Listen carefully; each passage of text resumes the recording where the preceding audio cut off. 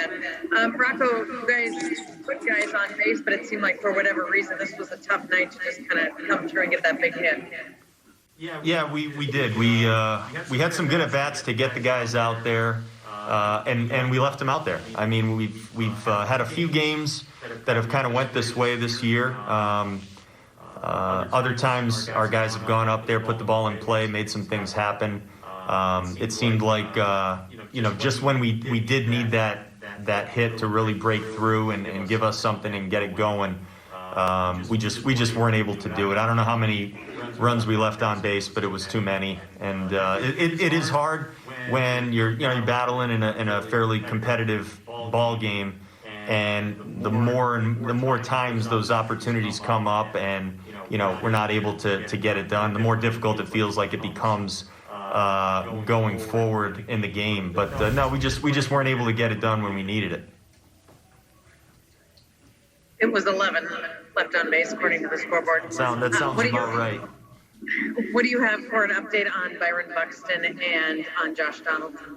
Yeah, so I don't have the most thorough updates yet. I haven't been upstairs yet, but Josh, it appears, had a calf cramp during the game. We're going to get him evaluated, and Buck is being evaluated as well right now. I think we'll have some updates on those guys maybe later tonight and potentially tomorrow too. But we're gonna have to wait and see. Buck walked off fine per usual. He was trying to stay in the game, but for obvious reasons, we're gonna make sure we just get him looked at and see what we're working with. Dope. Rocco, it feels like you were just getting your team back together. You got Garver healthy, and it seemed like you were on the right track for the postseason. What does this do for, I guess, the feeling of momentum around a lineup and the sense of needing to have your guys together as a group for a few games heading into the postseason? Yeah, I mean, I don't know that anything that happened today is going to be something that keeps our guys off the field for very long. If it is, there's always a chance that it's, we do, stay on the careful side for the rest of the regular season. I think that's a possibility too. I don't know enough about either Josh or Buck right now to say anything and feel good about it. I'd much prefer to just kind of wait and learn as much as we can as they get looked at. Yeah, we would love to have our group out there on the field and playing over the next couple of days. Obviously, we're still playing and hopeful to play to win the division as well. The health of our players is going to come first and foremost, and trying to get ready for the playoffs as well. It's a balance, as we've said, amongst all those things. But we're gonna evaluate them first and start there. Phil.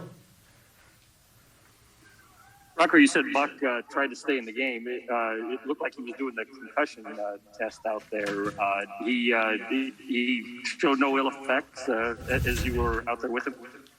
Well, I think that is standard operating procedure. Anytime there's any concern, guy gets hit in the head, catcher gets dinged really badly.